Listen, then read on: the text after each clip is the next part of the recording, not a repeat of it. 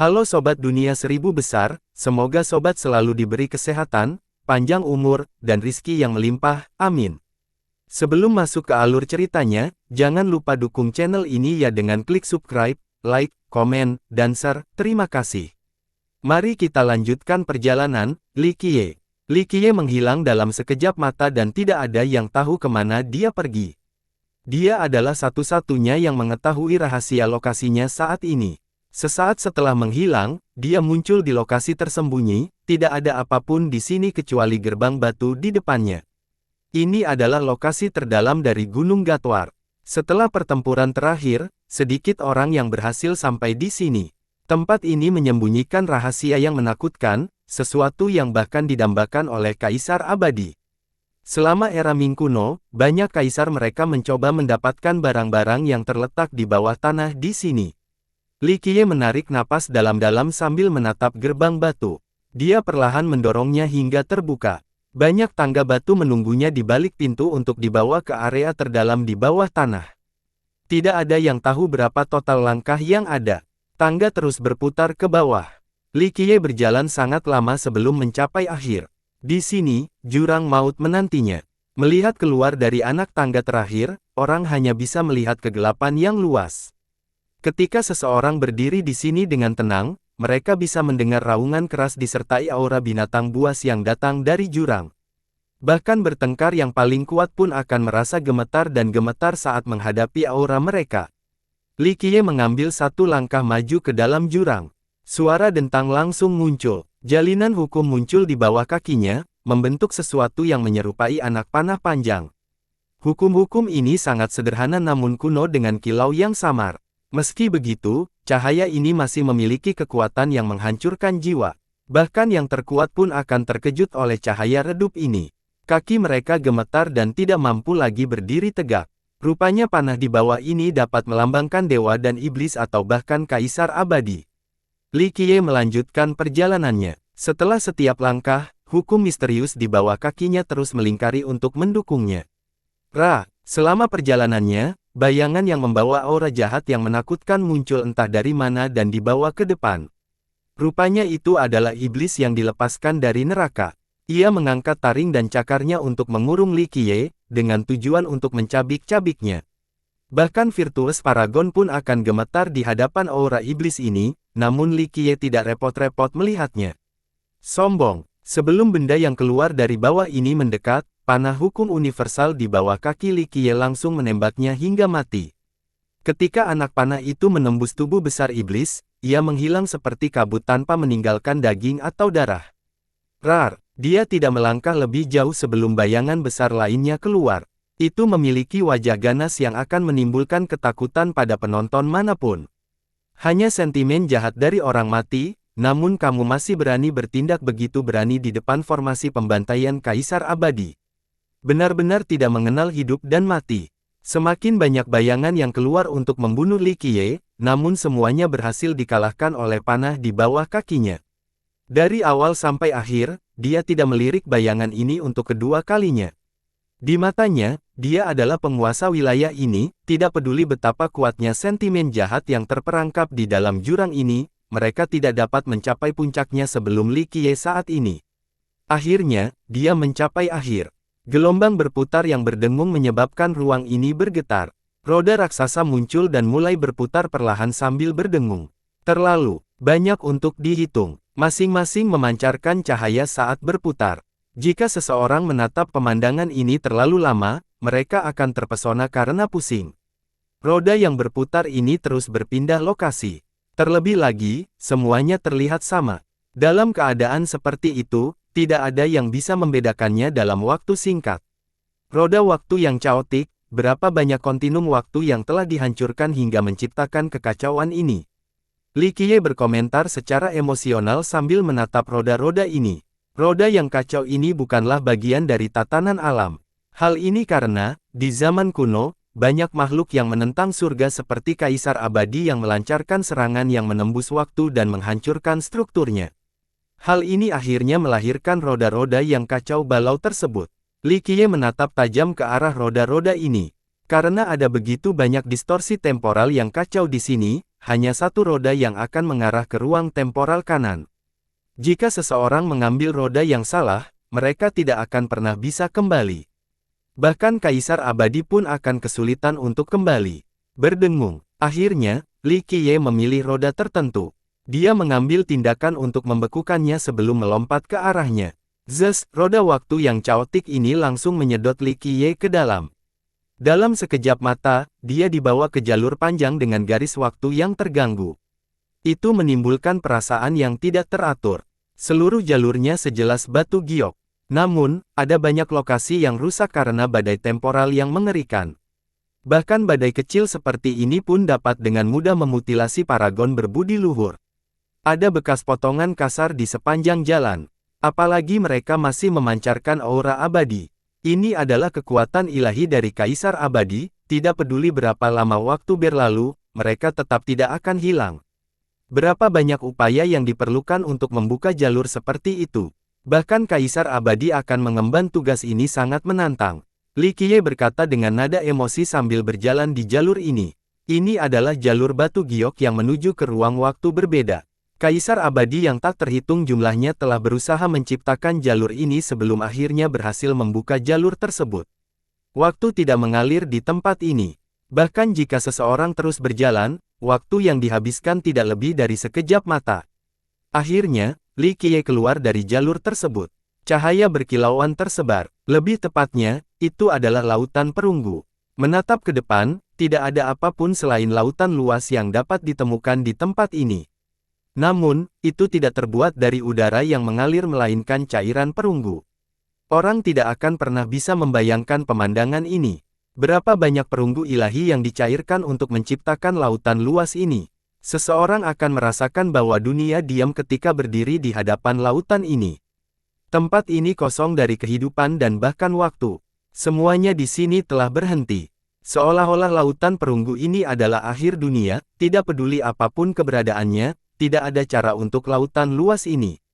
Ini adalah perhentian terakhir semua penumpang.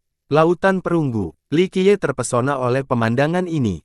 Dia memiliki banyak pemikiran di kepalanya saat ini, rahasia yang tidak diketahui dunia. Berapa banyak perang dan berapa banyak darah yang tumpah untuk menciptakan lautan ini. Dia akhirnya menjadi tenang dan menghela nafas dengan lembut. Dia mengeluarkan cermin. Ini bukanlah cermin pemurnian abadi Yin Yang, melainkan harta karun yang ia bawa dari sekte penjaga langit. Itu adalah cermin perunggu. Tampaknya tidak terlalu istimewa. Jika jatuh ke tangan orang lain, mereka hanya akan mengira sebagai cermin perunggu biasa. Cermin itu memancarkan cahaya dan kedalaman lautan. Begitu cahaya mencapai sasarannya, hal yang tidak dapat dipercaya terjadi.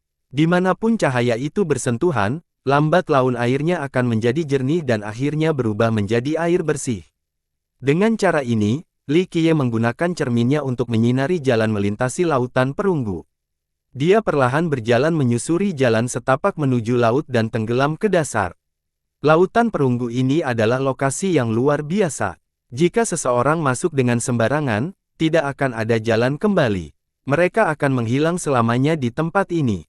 Tanpa cermin-cermin Li Qiye, bahkan Kaisar Abadi tidak akan pernah bisa mencapai tempat yang mereka inginkan, hingga ke ujung lautan ini.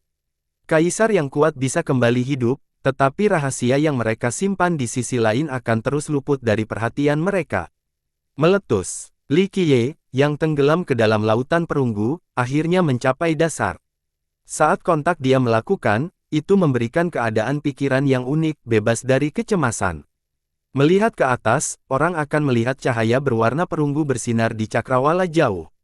Rupanya cakrawala itu terbuat dari lautan perunggu yang luas. Melihat sekelilingnya, seseorang akan menemukan benteng tertentu. Itu cukup besar untuk menampung jutaan orang. Paviliun dipenuhi dengan kuil terapung. Jalannya lebar, mampu menampung 10 gerbong secara berdampingan. Namun jika diamati dengan cermat, banyak bangunan di dalam kota ini yang runtuh. Hal ini bukan disebabkan oleh erosi waktu tetapi karena kekuatan eksternal. Tampaknya ada sesuatu yang terjadi di sini, mungkin perang atau bencana alam. Yang lebih mengejutkan lagi adalah seluruh benteng itu dibangun dari perunggu dewa. Semua bangunan di penyiaran, jalan lebar, dan tembok megah terbuat dari perunggu tanpa kecuali. Ini adalah dunia perunggu. Rupanya tidak ada apapun di sini selain perunggu, bahkan kerikil pun tidak. Benteng perunggu ini sangat sunyi, menciptakan suasana melankolis. Sensasi ini diperkuat dengan berlalunya waktu di dalam struktur perunggu yang terkubur ini. Jika orang luar bisa melihat ini sekarang, mereka akan terkejut dan terkejut. Ini karena kota tersebut terlihat tetap sama dengan gambar aneh yang muncul di atas Gunung Gatwar beberapa hari yang lalu. Satu-satunya perbedaan adalah kota di depannya sudah mati, tidak ada tanda-tanda pejalan kaki yang sibuk atau kemakmuran yang diiringi hiruk-pikuk jalan-jalan utama. Tak satu pun penghuni perunggu yang terlihat di dalam gambar aneh itu dapat ditemukan di sini. Li Qiye perlahan berjalan ke dalam benteng yang luas ini. Ini bukan pertama kalinya dia ke sini, jadi dia tahu semua seluk-beluknya. Di luar Li Qiye, tidak ada makhluk hidup lain di sini, membuatnya tampak seperti kota kematian. Tempat ini penuh misteri, tidak ada yang tahu dari mana asalnya atau apa itu. Bahkan pencipta kota perunggu ini tidak diketahui. Sebuah karya yang luar biasa. Bahkan para dewa dan kaisar tidak akan mampu menciptakan mahakarya ini. Li Qiye berkata dengan penuh emosi sambil berjalan di sepanjang jalan yang sunyi. Di dunia ini, akan sulit menemukan seseorang yang mengetahui keberadaan kota ini.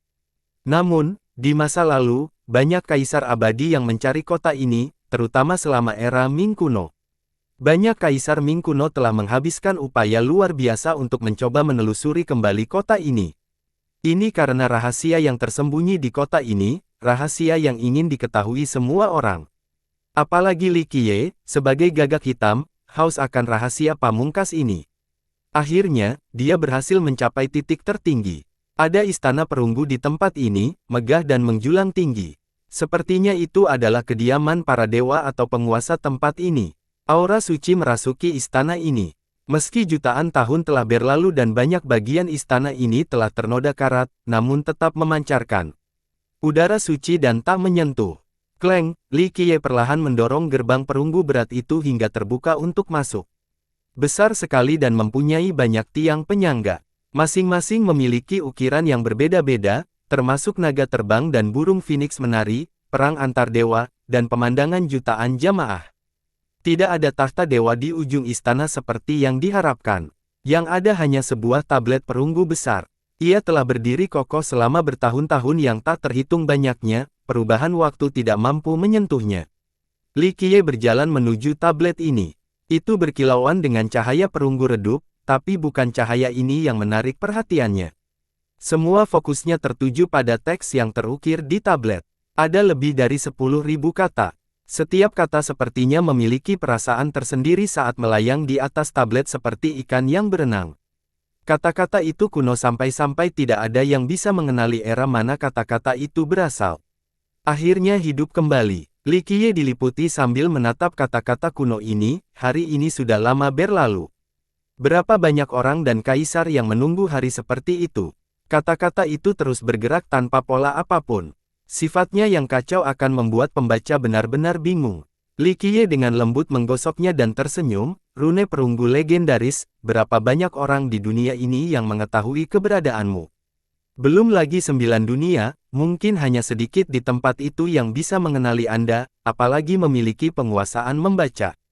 Kata-kata kuno ini berasal dari masa sebelum era Desolate. Mereka lazim selama era legendaris yang mistis. Belum lagi 9 dunia saat ini, hanya sedikit orang yang bisa membaca teks ini bahkan di zaman kuno. Secara kebetulan, Li Qiye adalah salah satu orang yang mengetahui bahasa ini. Dia telah menghabiskan waktu bertahun-tahun dan upaya besar untuk mempelajari kata-kata ini. Dia melakukan perjalanan ke banyak tempat sepanjang perjalanan pembelajarannya, langit biru di atas dan dunia bawah di bawah. Ruang tiba-tiba bergetar. Saat Li Qiye mengeluarkan kata-katanya, tablet itu memancarkan cahaya perunggu yang lebih menyilaukan. Pada saat yang sama, kata-kata lainnya menjadi lebih hidup seperti ikan mas di kolam yang sedang diberi makan. Akhirnya, dia selesai menyusun semua kata tersebut menjadi sebuah prasasti yang lengkap. Hal ini menyebabkan istana bersinar dan mengeluarkan gelombang dia sedih. Nyanyian pujian ini akan menenggelamkan pendengarnya dalam kesedihan. Rupanya melukiskan sebuah kisah dari masa lalu, jatuhnya keberadaan tertinggi. Miliaran warganya menghadiri pemakamannya. Musik pemakaman ini akan menenangkan hati seseorang dan sepertinya menceritakan kembali prestasi agung dari keberadaan tertinggi ini. Tablet kokoh itu berubah menjadi pintu perunggu. Bentuknya sederhana, tanpa hiasan apapun, namun tidak mengurangi kesan megahnya. Yang lain tidak bisa tidak menghormatinya. Kleng, Li Qiye membuka pintu dan masuk tanpa ragu-ragu. Langit berbintang tak terbatas muncul di hadapannya. Dia hanya bisa melihat ruang luas di atasnya yang berisi sungai bintang.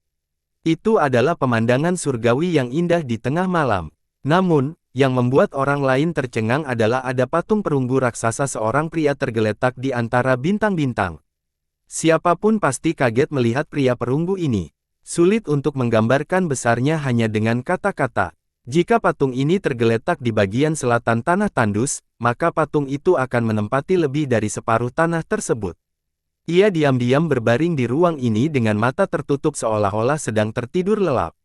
Atau mungkin bisa saja dikuburkan di sini setelah kematiannya. Tidak ada yang tahu bagaimana ia diciptakan atau apakah ia pernah menjadi manusia perunggu hidup. Kehidupan tanpa akhir namun tetap menghilang dalam sungai waktu. Li Qiye bergumam sambil melihat patung di antara bintang-bintang. Setelah menganalisa patung itu, dia akhirnya naik ke atasnya. Dia merasa seolah sedang berjalan di atas tanah perunggu yang luas. Sulit untuk membedakan tempat ini secara visual karena kilau perunggunya cukup mengganggu. Orang-orang akan menganggap diri mereka tidak penting saat melakukan perjalanan di negeri yang luas ini. Patung itu meletakkan kedua tangannya di atas perutnya. Itu adalah pose tidur yang sangat damai. Setelah berjalan sangat lama, Li Qiye akhirnya mencapai perut, tempat kedua tangan bertemu. Di tempat ini, dia menemukan bahwa tangannya memegang sebuah kotak perunggu. Peti itu sudah cukup besar, tapi dibandingkan dengan patung perunggu yang memeluknya, peti itu tampak sangat kecil, seperti setitik debu. Kotak perunggu ini sedang memutar musik. Seseorang bahkan dapat merasakan bahwa ia melompat-lompat, seolah-olah itu bukanlah sebuah kotak melainkan makhluk hidup. Penantian puluhan juta tahun, akhirnya waktunya tepat. Li Qiye merasakan ritme kotak itu dan tersenyum. Kotak ini adalah bank yang didambakan oleh Ming kuno dan kaisar mereka. Namun, karena waktu tidak berpihak pada mereka, mereka tidak dapat mengambilnya dengan sukses, bahkan kaisar abadi Tiantu yang tiada taranya pun tidak. Li Qiye berteriak, "Buka!" Teriakannya menggema di seluruh langit berbintang. Dia tidak menahan apapun dan melepaskan seluruh energi darahnya. Roda kehidupannya muncul dan mengeluarkan darah berumur panjang yang sangat banyak. Lautan darah yin yang meletus dengan cara yang paling kejam dan menghasilkan aliran darah yang tak ada habisnya. Jumlah energi darah ini bahkan lebih mengerikan dari lautan. Itu berputar dan tornado menjadi menyapu langit. Namun, energi darahnya saja tidak dapat membuka kotak perunggu ini. Dia mengaktifkan semua hukumnya dan 13 istananya menjulang tinggi ke langit. Pada saat yang sama, wadah kehidupan, wadah asal-usul, dan wadah Atanasia melayang di atas kepalanya. Mereka melepaskan kekuatan paling kuat di dunia ini, kekuatan kehidupan dari keberadaan yang tak terhitung jumlahnya. Itu lebih dari cukup untuk mencukupi 3000 dunia untuk selamanya. Dia juga memanggil harta satu demi satu, pedang Dao, lampu hijau, cermin yin yang, peti mati kecil, semua senjata terkuatnya telah diambil. Dia mengakhirinya dengan membuka pikiran. Satu kaisar abadi melonjak satu demi satu dan mengambil kendali senjata. Sementara itu, Li Qiye secara pribadi menggunakan segel dunia dan melepaskan pemusnahan surgawi yang cukup kuat untuk menekan 9 langit. Yang lebih menakutkan lagi adalah ketika Li Qiye menyerang dengan pemusnahan yang menghentikan waktu, dengan dengungan, bahkan patung batu besar itu pun membatu seluruhnya. Saat dia mengerahkan semua metodenya, seluruh ruangan bergetar. Kekuatan dahsyat yang melanda wilayah ini, menyebabkan bintang-bintang meledak dan menyebar ke sekeliling. Bahkan para God King pun akan ketakutan atas ketakutan terakhir yang dilakukan Li Qiye, apalagi orang luar lainnya. Kematian adalah hasil yang tak terelakkan ketika menghadapi serangan gencar seperti itu. "Buka untukku," Li Qiye memerintahkan. Umur panjangnya darah mewarnai seluruh area menjadi merah, akhirnya memungkinkan dia untuk memindahkan segudang dao langit dan bumi. Di bawah desakan Li Qiye, patung perunggu itu memancarkan cahaya yang menyilaukan. Rune keluar terbang dari patung perunggu. Masing-masing rune perunggu ini sebesar gunung. Zeus, Li Qiye mengatur ulang rune ini sekali lagi. Ini adalah proses yang sulit dan lebih mudah diucapkan daripada dilakukan. Memperbaiki. Akhirnya, dia memesan semuanya ke dalam artikel Dao, yang langsung masuk ke kotak perunggu. Suara dentang keluar dari kotak saat kotak itu perlahan melayang ke atas. Kesuksesan. Li Qiye sangat gembira melihat kotak itu mulai muncul ke permukaan. Dia sudah lama menunggu hari ini ketika dia bisa mendapatkan kotak itu. Meletus. Kotak itu benar-benar meninggalkan patung perunggu itu. Li Qiye langsung menyimpan hartanya dan buru-buru mengambil kotak itu.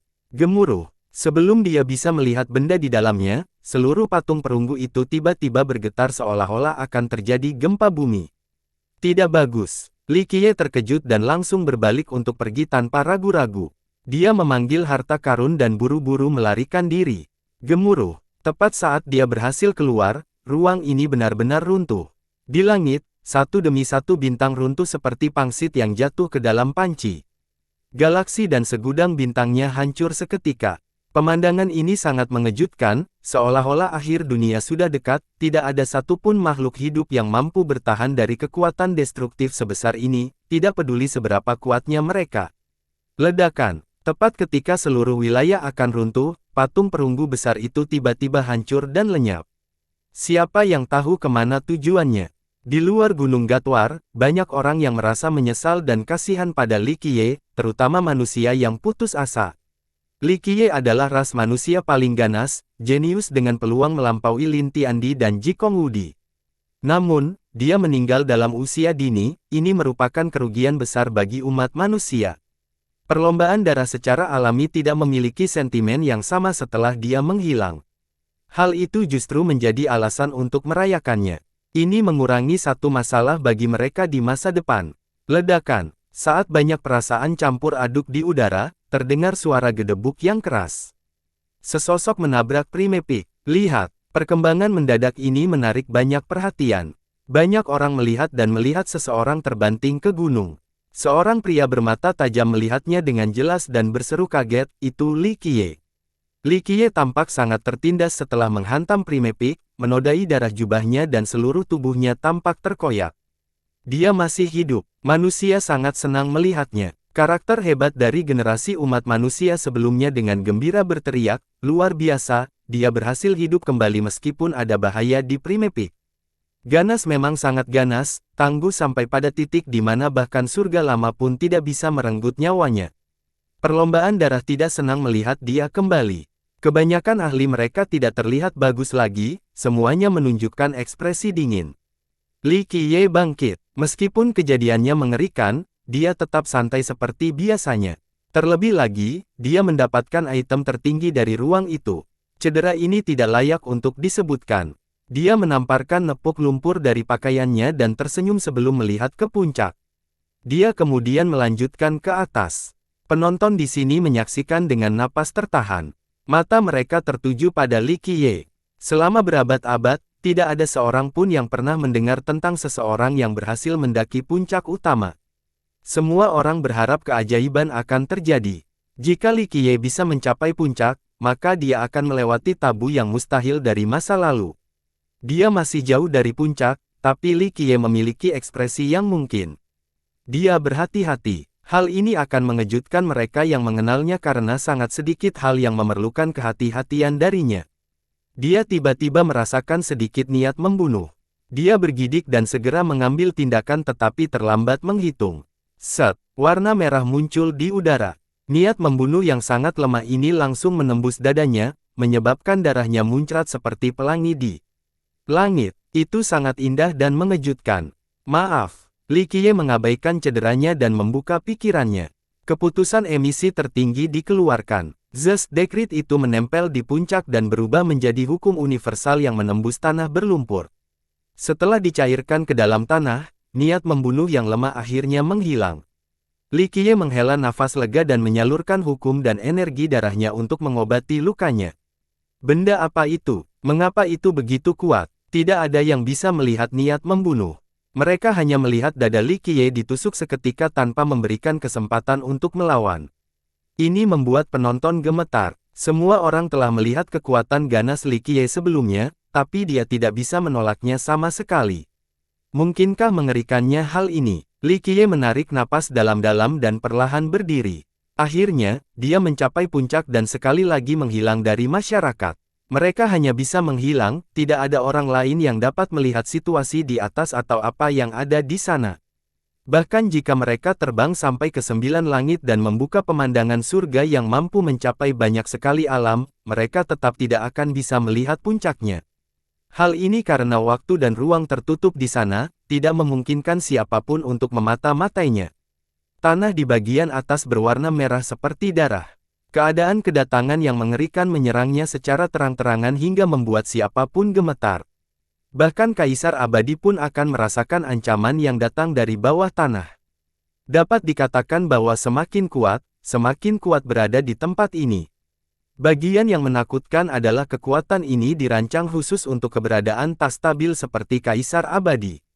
Jika seorang kaisar berdiri di tempat ini, mereka akan diserang oleh kekuatan paling mengerikan di dunia ini, sebuah kutukan yang sangat menakutkan. Kutukan ini, bagi seorang kaisar, adalah jenis pelanggaran yang paling parah dan paling utama. Formasi pembantaian Kaisar Abadi, setelah bertahun-tahun, itu masih tersembunyi di tempat ini jauh di bawah tanah. Itu bertujuan untuk menghancurkan semua benda milik Ming kuno di lokasi ini. Pada saat itu, Kaisar Abadi Long Ming dan kekuatan terkuat dinasti Naga Hitam dibunuh di sini. Setelah pertempuran terakhir, formasi selalu memimpin lokasi ini. Ia ingin perlahan-lahan menggiling semua yang ditinggalkan Ming kuno di sini sehingga mereka tidak akan pernah bisa pulih dari sisa-sisanya. Setelah jutaan tahun berlalu, semuanya menghilang. Generasi ini adalah waktu bagi Li Qiye untuk mengambil kembali formasi pembantaian Kaisar Abadi karena dia masih menggunakannya di tempat lain. Zes, Li Qiye membuka pikirannya. Hukum universal yang paling misterius dan menakutkan di dunia ini muncul secara bersamaan. Memperbaiki, sebuah anak panah yang terbuat dari jalinan hukum muncul di tangan. Meletus, dia melemparkan anak panah itu ke tanah merah tanpa ragu-ragu.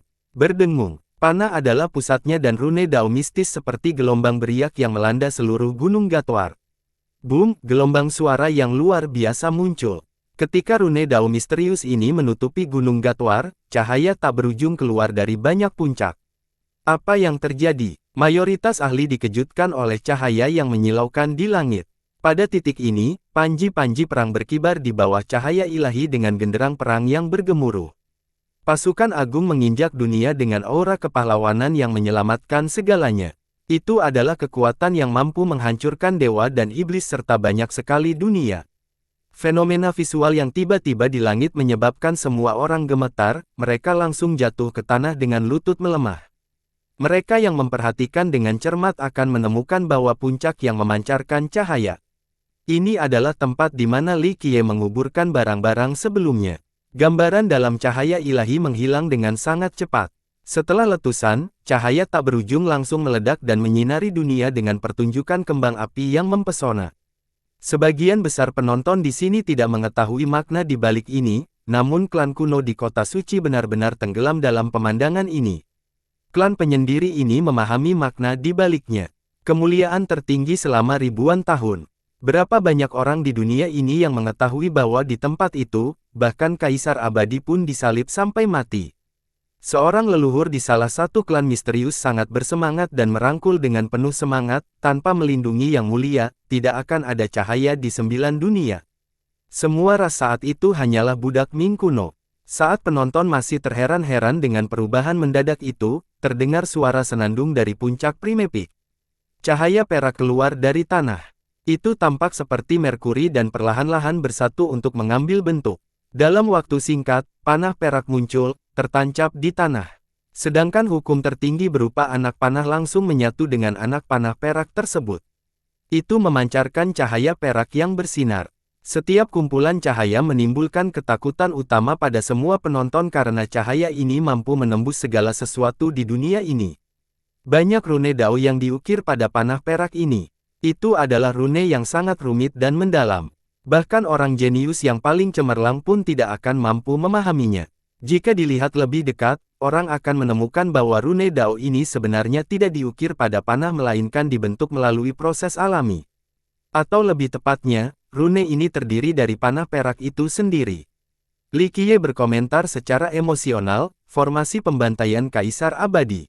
Upaya yang diperlukan untuk melemparkan benda ini. Panah perak ini membutuhkan upaya yang tidak realistis darinya dan kebijaksanaan banyak orang bijak. Dari satu generasi ke generasi berikutnya, ia terus mengerjakan panah ini dengan menggunakan kekayaan alam yang sangat banyak dari dunia ini.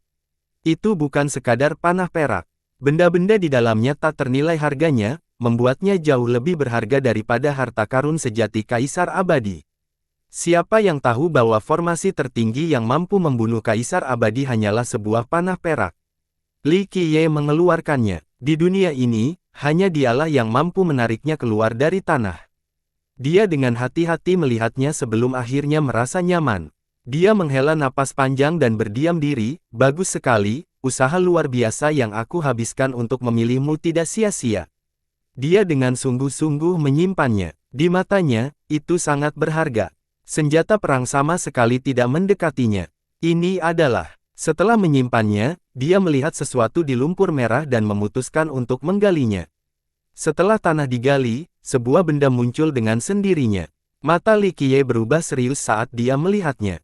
Setelah mengamati dengan cermat, dia memotret, luar biasa, sumber daya utama mereka terlalu menakutkan, tidak heran mengapa Ming kuno begitu menentang surga.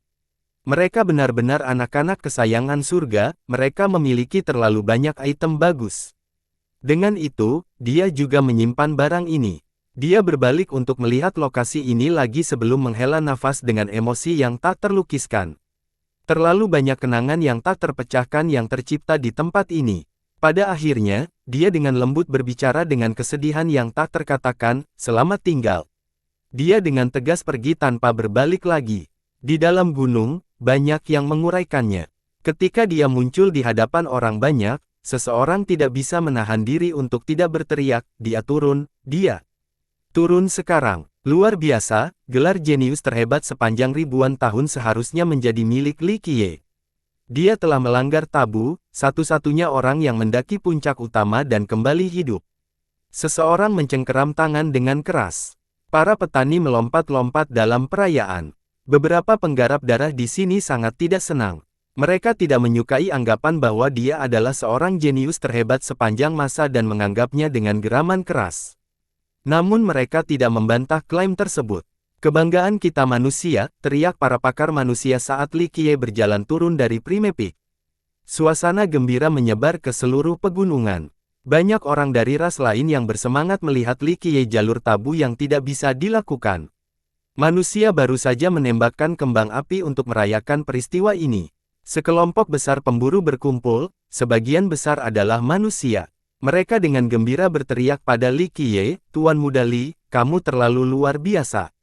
Memenangkan kejayaan bagi umat manusia kami, Anda adalah kebanggaan kami." Kultivator manusia lainnya dengan cepat menambahkan, Ya, kami akan mengandalkan bangsawan muda Li untuk merevitalisasi umat manusia di tanah tandus."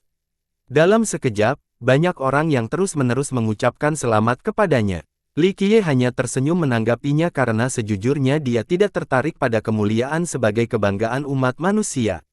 "Li bangsawan muda, ini tidak bagus." Di tengah perayaan, seorang ahli manusia dengan cepat bergerak maju untuk memberikan kabar kepada Li Qiye. "Saya baru saja tiba di kota suci, tetapi masalahnya tidak terlihat bagus." Dia berkata, "Dewa Badai telah tiba." Dia menangkap murid-murid dari negara Su Huang dan memasuki Menara Guntur. Dia menyatakan bahwa jika kamu tidak menyerah dalam 3 hari, dia akan membunuh siapapun yang berhubungan denganmu.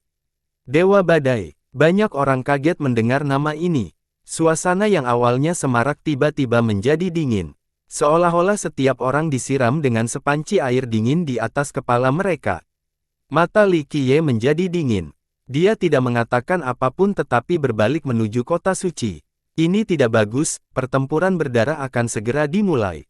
Banyak orang segera menyusul. Tentu saja mayoritas dari mereka hanya ingin menonton keseruannya. Dewa Badai akhirnya tiba. Seorang ahli melihat darah kepergian Li Qiye dan mencibir dengan dingin, membunuh Qi Zixian dan melawan Crimson Knight tidak akan berakhir dengan baik baginya. Siapa di bumi tandus yang tidak menghormati Dewa Badai? Bahkan seorang God King pun harus mundur, apalagi seorang junior. Suasana kota suci sungguh luar biasa khusyuk. Berita kedatangan Dewa Badai dengan cepat menyebar, dan para penggarap di kota tidak berani mengeluarkan suara apapun. Banyak dari mereka bahkan meninggalkan kota untuk menghindari badai. Dewa Badai adalah gelar yang memukau banyak orang. Lebih tepat disebut tiran. Beberapa bahkan diam-diam menemukan penyihir. Dia memiliki kendali atas kerajaan Malam Merah, jadi semua orang sangat takut padanya. Ini bukan hanya karena otoritasnya, yang lebih penting adalah ayahnya adalah Kaisar Abadi Chen Sui. Meskipun sudah cukup lama sejak Kaisar berada di dunia ini, banyak leluhur dan garis keturunan kuno di tanah tandus dan bahkan seluruh dunia Kaisar Fana telah menerima bantuan dan kebaikannya sebelumnya. Hal ini terutama berlaku untuk perlombaan darah.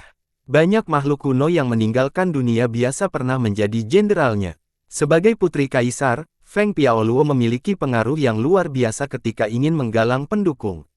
Bahkan God Kings pun tidak bisa menandinginya dalam hal ini. Menurut legenda, ketika Kaisar masih ada di dunia ini, dia mempercayakan jenderalnya untuk menjaga Dewa Badai di masa depan. Meski banyak jenderalnya terkubur di bawah tanah dan tertidur, keturunan dan sekte mereka tetap mendukungnya.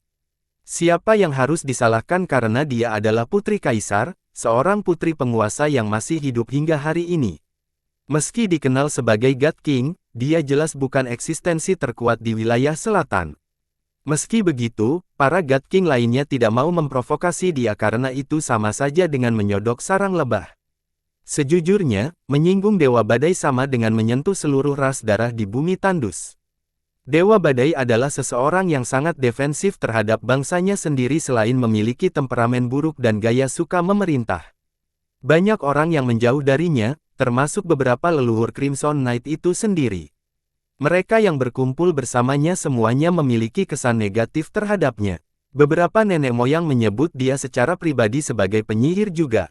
Namun pada akhirnya, dia tetaplah putri Kaisar. Bahkan mereka yang kesal padanya tidak bisa berbuat apa-apa.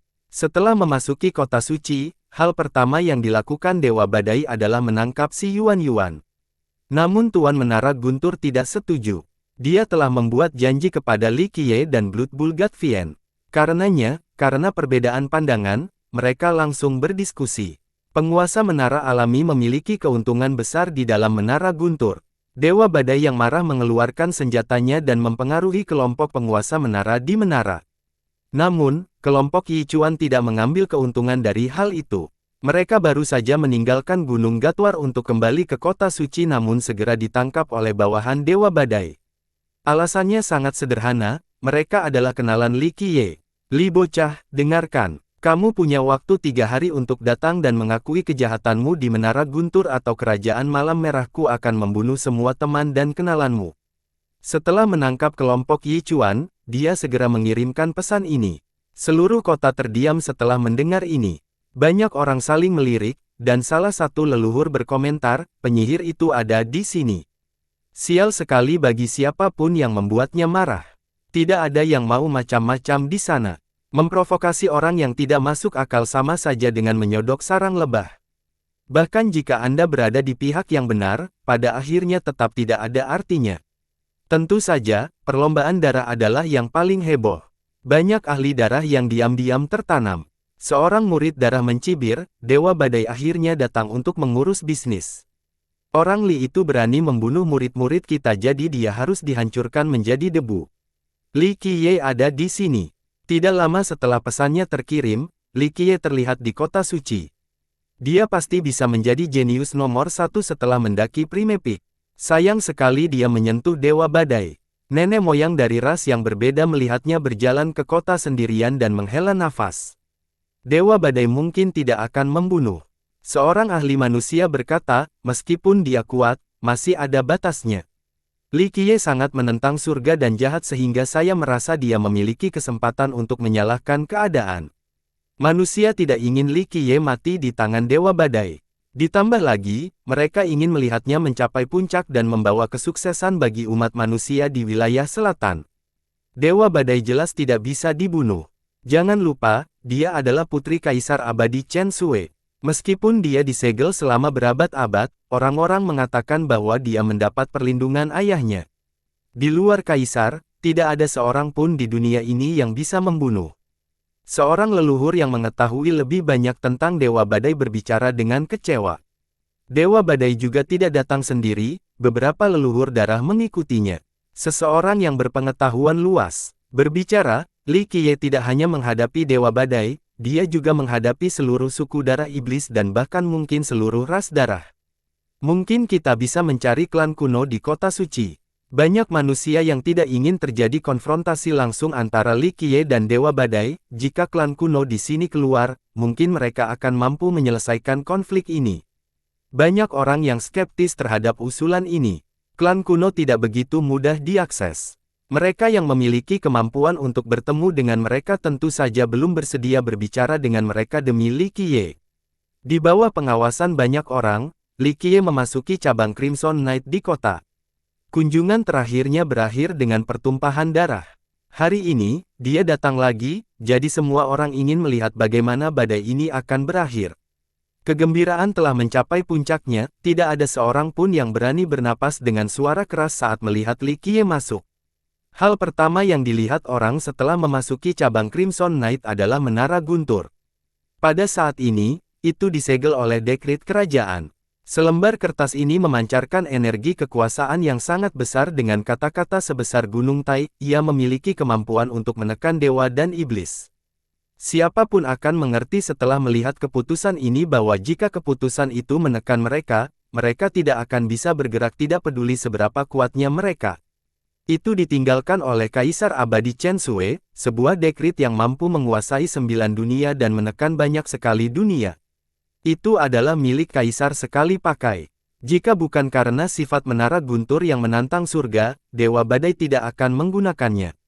Ada seorang wanita tua duduk di singgasana kerajaan di depan Menara Guntur.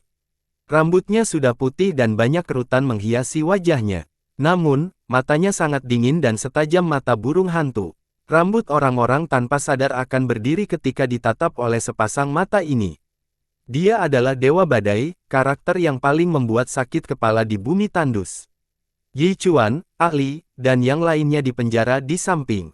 Mereka tergeletak di tanah, tidak bisa bergerak sama sekali. Bagus, kamu akhirnya mengakui kejahatanmu.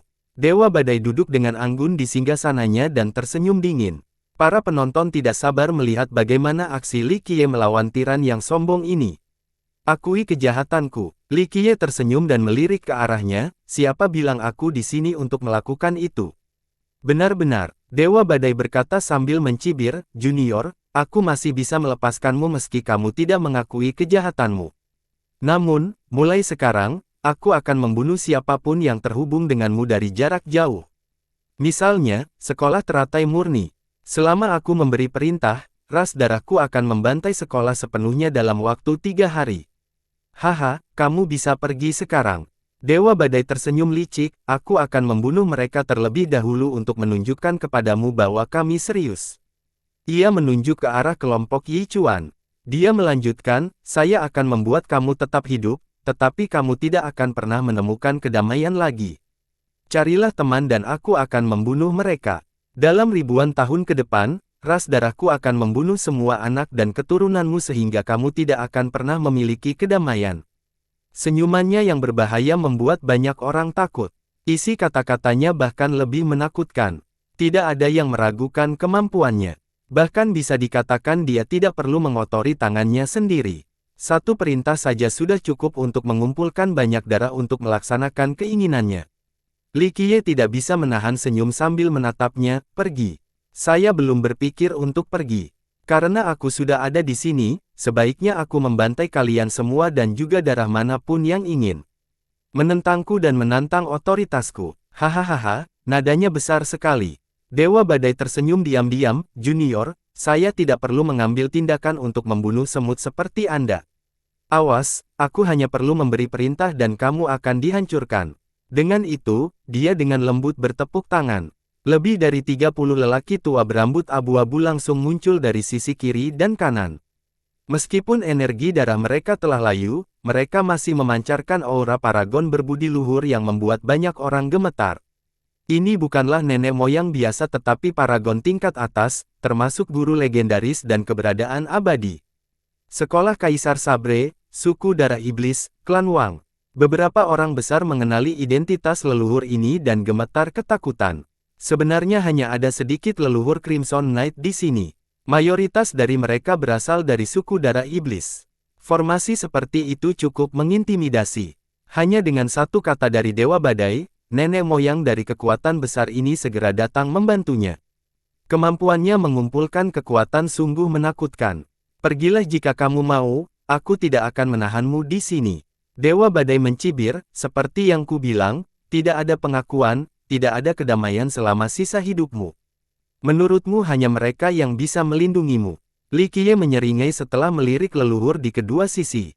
Dewa Badai menatapnya dan mendengus, "Junior, aku tahu kamu memiliki sarana yang luar biasa. Namun, tanpa menara guntur, kamu akan tetap mati meskipun kamu adalah seorang God King." Li Qiye tersenyum menjawab, "Feng Piaoluo, setelah bertahun-tahun, kamu masih belum berubah sama sekali. Anda masih seorang Vixen, bodoh dan bodoh. Kamu tidak mewarisi 1% pun dari kebijaksanaan ayahmu. Orang bilang naga akan melahirkan naga dan burung phoenix melahirkan burung phoenix." Petik 2. Aku hanya bisa mengatakan bahwa ini sungguh bertujuan bagi Kaisar Abadi Chen Sui. Dia adalah seorang kaisar yang bijaksana dalam satu generasi, namun dia melahirkanmu, seorang putri bodoh yang tidak dapat disembuhkan. Dia menggunakan cara-cara yang menantang surga untuk membangun kembali konstitusimu, tapi kamu sangat bodoh hingga kamu hanya bisa mencapai level Dewa Raja. Yang lebih menggelikan lagi adalah kamu berlari mengaku sebagai God King. Wow, jika seekor babi bisa memakan suplemen alami yang menakjubkan dari dunia ini untuk makanan sehari-harinya, maka ia bisa menjadi Dewa Raja juga. Dia menenangkan kepalanya saat ini, baiklah, kasus pembuangan bawaan masih bisa dimaafkan. Lagi pula, tidak semua orang jenius terlahir, hanya saja tidak ada obat yang bisa menyembuhkan Anda. Kamu masih berpikir bahwa ini adalah generasi ketika ayahmu menguasai dunia sehingga kamu terus berdekatan seperti seorang putri. Lihatlah sekelilingmu, siapa yang masih mengikutimu sekarang? Hanya sekelompok orang yang tak berharga. Petik 2. Jika kamu tidak sebodoh itu, maka semua jenderal yang ditinggalkan oleh ayahmu akan bersedia untuk tinggal dan berjanji setia padamu. Namun sayang, mereka semua membuat alasan untuk hidup menyendiri, tidak ada satupun yang mau mengikutimu. Betapa gagalnya kamu sebagai seorang putri kerajaan yang membuat bahkan para jenderal setia ayahmu menjauh darimu meskipun kebaikan telah ditunjukkan kepada mereka. Tidak ada yang bisa menyelamatkanmu. Pada titik ini, Li Qiye memandang Dewa Badai dengan rasa kasihan. Ejekan Li Qiye membuat Dewa Badai menunjukkan ekspresi yang sangat jelek. Dia gemetar karena marah dan hanya bisa menunjuk ke arah Li Qiye. Para penggarap yang berdiri jauh semuanya saling melirik juga. Selama jutaan tahun ini, tidak ada seorang pun yang berani mengatakan hal seperti ini, tapi sekarang, Li Qiye mengejeknya di depan umum. Ini sungguh mencengangkan, rasanya menyenangkan. Beberapa leluhur diam-diam menyembunyikan. Mereka yang pernah berbicara di dekatnya sebelumnya bertepuk tangan. Mereka juga tidak tahan terhadapnya, tetapi karena takut akan kekuasaan, mereka tidak berani mengeluh. Tapi sekarang, cemoohan Li Qiye yang tak terkendali membuat mereka merasa senang. Benar-benar menyenangkan, binatang kecil, dia akan meledak karena marah. Bahkan pemetaan yang menunjuk ke bergetar ke atas dan ke bawah. Binatang kecil, sebenarnya aku ingin membiarkanmu hidup hari ini, tapi aku berubah pikiran. Dewa Badai menunjuk ke momen dan membentak, aku ingin mengupas kulitmu, menghancurkanmu, dan ciuman daging dan darahmu. Oke, berhentilah mengumpat seperti rubah betina. Li Qiye memotongnya dengan lambaian tangan, jika kamu membiarkan mereka pergi dan meminta maaf saat ini juga, maka aku bisa mengampuni nyawamu karena mempertimbangkan ayahmu. Jika tidak, meskipun kamu memiliki perlindungannya, aku akan tetap memakumu ke dinding. Tangkap dia. Dewa Badai memerintahkan 30 teladan berdiri di sisinya. Li Qiye tersenyum pada mereka dan berkata, baiklah, saya juga ingin melihat kemampuan kalian semua. Dia mengambil satu langkah ke depan. Ke-30 leluhur itu meringis setelah dipandang rendah seperti ini. Mereka merengut dan langsung mengepung Li Qiye. Mengingat status mereka, lebih dari 30 dari mereka yang bertarung bersama hanyalah berkumpul dengan jumlah. Itu bahkan meningkatkan reputasi mereka. Namun, Li Qiye kali ini terlalu menghina dan mempermalukan mereka di depan umum. Tanpa menjatuhkan Li Qiye dan menyiksanya, mereka tidak akan mampu melampiaskan kemarahan mereka. Ledakan, energi darah Li Qiye dilepaskan. Kekuatan tirani seperti naga sejati melonjak ke langit dan menjulang di atas musuh-musuhnya dengan momentum yang mengintimidasi. Lakukan. Li Qiye sangat bersemangat dan tampak memegang kendali penuh atas kehadirannya yang mendominasi. Dia tampak seperti orang yang sangat berbeda saat ini. Ini dia, kejeniusan umat manusia kita, seorang virtues paragon yang luar biasa. Para ahli manusia tidak bisa tidak memuji penampilan yang perkasa. Seorang leluhur darah iblis berteriak, "Kau mencari kematian." Lebih dari 30 dari mereka menyerang pada saat yang bersamaan.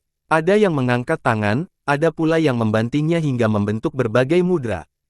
Tanda ajaib muncul dan menyegel lokasi tersebut. Berdengung, bayangan berdarah membuat seluruh cabang. Sebuah susunan besar muncul di atas tanah dengan garis-garis horizontal yang terjalin membentuk permukaan. Rune mendalam muncul dari susunan ini. Baik garis maupun rune mengeluarkan kilau berdarah seolah-olah tenggelam dalam darah. Pada saat yang sama, ke-30 leluhur tiba-tiba berubah menjadi merah padam. Sepertinya mereka basah kuyup di kolam darah. Suatu hal yang mengerikan terjadi pada saat ini. Dengan suara gemuruh yang keras, energi darah Li Qiye yang melonjak di langit lepas dari kendalinya. Paragon dengan gila-gilaan memelihara energi darahnya. Kutukan pemakan darah. Bahkan leluhur dari ras darah ketakutan setelah melihat ini. Gemuruh. Energi darah yang tidak lagi berada di bawah kendali Li Qiye bagaikan banjir yang menghancurkan daratan. Energinya dengan panik terbang menuju leluhur. Sementara itu, para leluhur menelan energi ini, seolah ingin mengubahnya menjadi energi mereka sendiri. Kutukan pemakan darah. Baik leluhur darah maupun tokoh besar dari ras lain semuanya tersentak saat mendengar namanya.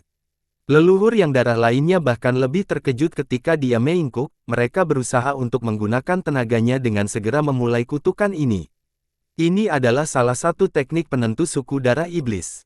Selain itu, ada cerita bahwa tidak ada satu garis keturunan pun yang dapat menikmati sendirian. Hanya upaya gabungan dari 2 atau 3 suku yang mampu menciptakan versi lengkap. Binatang kecil, bahkan jika kamu seorang God King, kami masih akan menguras darahmu dan mengubahmu menjadi cacat. Dewa Badai mengeluarkan tawa yang menakjubkan, hari ini, belum lagi kamu, bahkan 3 atau 5 God King akan mati di bawah kutukan pemakan darah. Sepertinya Dewa Badai sudah siap.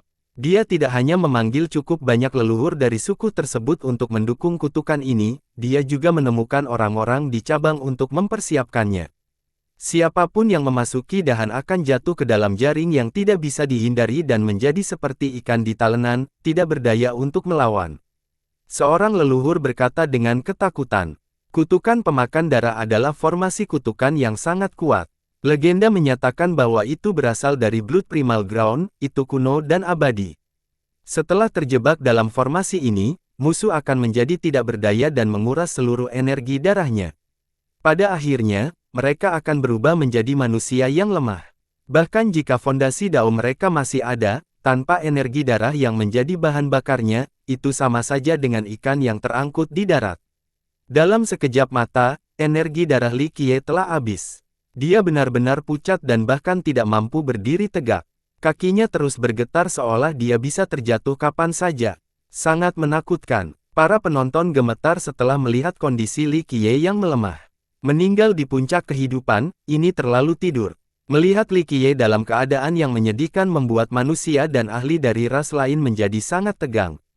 Sementara itu, perlombaan darah tertawa dan beberapa orang berbicara dengan nada dingin, tidak ada akhir yang baik bagi mereka yang menentang perlombaan darah kita. Kami akan membunuh siapapun yang membunuh anggota ras darah kami, apapun yang terjadi. Para ahli manusia hanya bisa diam pada saat ini. Mereka memahami betapa kuatnya formasi ini. Bahkan para God King yang tak terduga pun tidak akan berdaya setelah terjebak di dalam, tidak ada seorang pun yang mau mempertaruhkan nyawanya untuk menyelamatkan Li Qiye. Binatang kecil, kami tidak akan membunuhmu secepat itu. Nenek moyang iblis darah mentransmisikan, kami akan perlahan-lahan mengulitimu untuk membalas dendam pada murid Kaisar Saberku. Namun, meskipun wajahnya sangat pucat dan gemetar, Li Qiye masih tersenyum santai. Apakah kamu tahu sesuatu tentang memancing? Kalau mau menangkap ikan besar, antreannya harus panjang. Sekarang ikan besar telah menelan umpannya, sekarang saatnya saya menarik tali pancingnya. Dengan itu, istana takdirnya terbuka. Kuali kehidupan muncul bersamaan dengan nyala api yang memuaskan segalanya. Bab primal Dao surgawi yang diukir di kualinya mulai menyala dengan cara yang menyilaukan. Berdengung. Pada detik ini, tubuh Li Qiye juga terbenam dalam cahaya berdarah. Seluruh kutukan pemakan darah berada di bawah kendalinya.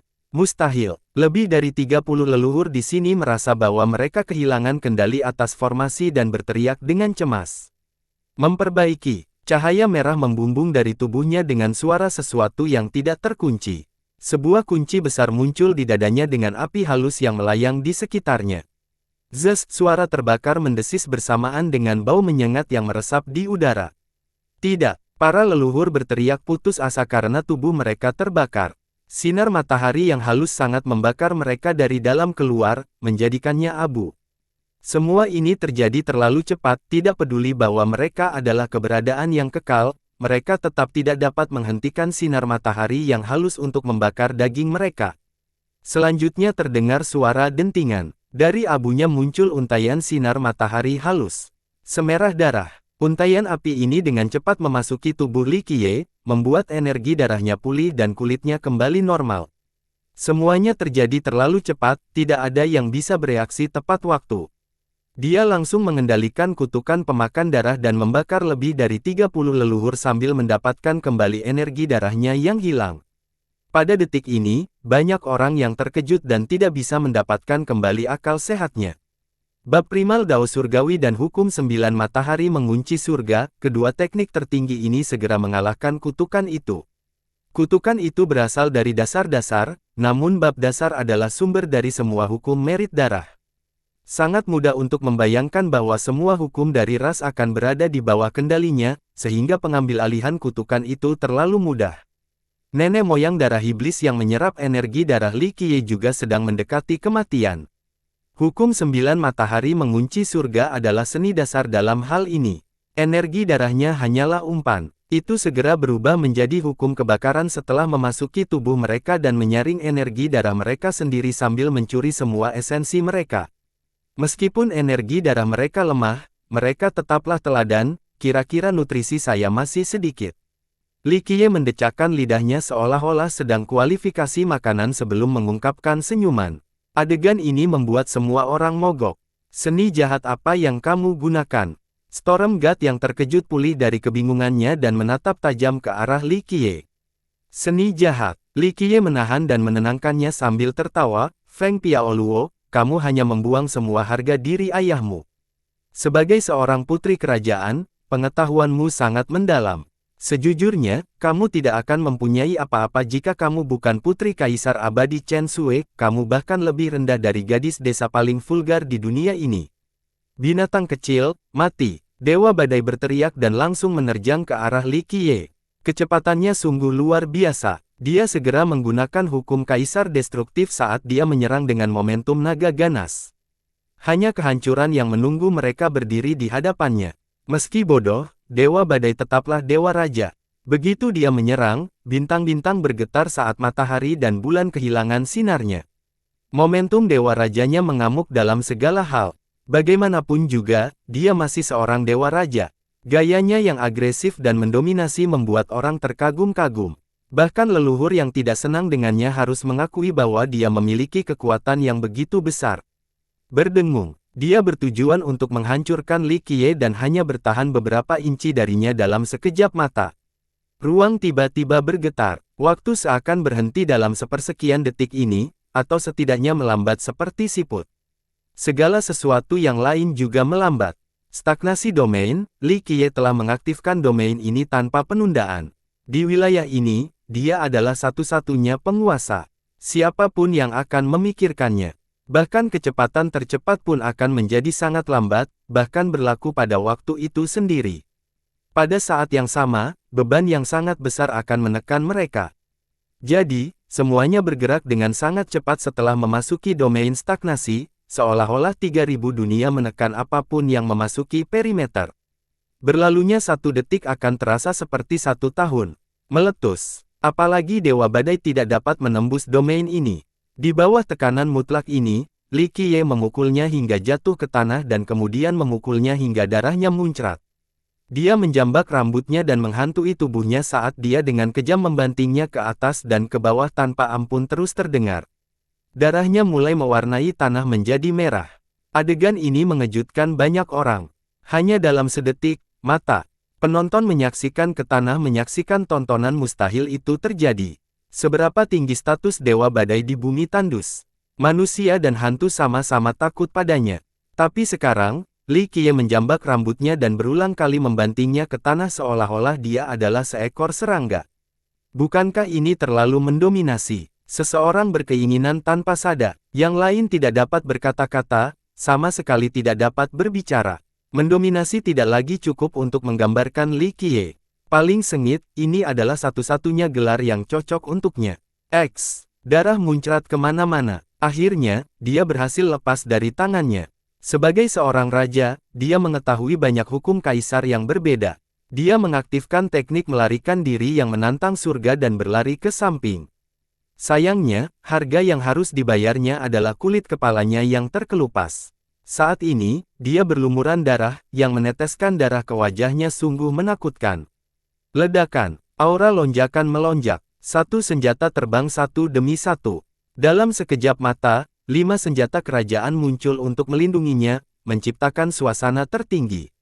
Sebelumnya, dia terlalu meremehkan musuhnya.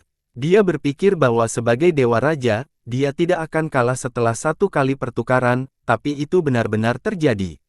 Oleh karena itu, dia sekarang memanggil 5 senjata untuk tindakan defensif.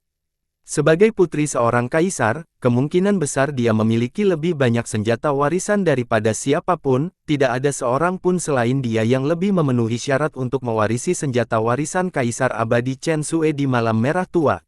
Mayoritas petani dan bahkan beberapa leluhur menjadi sangat iri dan penuh keserakahan. Sifat tiraninya bukan tanpa alasan. Dia memiliki lebih banyak harta daripada siapapun, keunggulan absolut dalam hal sumber daya. Feng Piaoluo, aku terlalu memikirkanmu.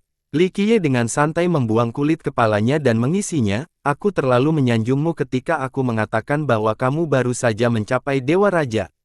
Dari kelihatannya saat ini, batasmu ada di pintu alam Dewa Raja. Sebagai seorang putri kerajaan, jika Anda berbudi luhur, maka orang-orang di dunia ini akan menghormati Anda. Sayangnya, Anda bahkan tidak memiliki ciri-ciri ini dan malah terkesan diktator dan tidak masuk akal. Anda hanya mendekati kematian. Bahkan leluhur tidak berani mengeluarkan kentut saat ini karena suasana tegang. Kemenangan Li Qiye dalam pertukarannya dengan Dewa Badai benar-benar berlebihan. Dewa Badai menjadi marah karena memanaskannya yang tak henti-hentinya. Dia dengan gila-gilaan berteriak, binatang kecil, aku akan membunuh mereka semua, lalu kamu yang berikutnya. Dengan itu, dia pergi untuk membunuh kelompok Yi Chuan. Mereka adalah tahanan yang tidak berdaya saat ini, jadi mereka tidak bisa menahan senjata kekuasaan yang mendekat. Mereka hanya bisa duduk di sana dan menyaksikan malapetaka datang. Ledakan. Namun, senjatanya dihentikan sebelum bisa dikurung kelompok Yi Chuan. Seorang lelaki tua menghentikan serangan Dewa Badai. Dia memiliki wajah ramah dan memakai topi kertas. Sekilas, sepertinya tidak ada yang istimewa dari dirinya.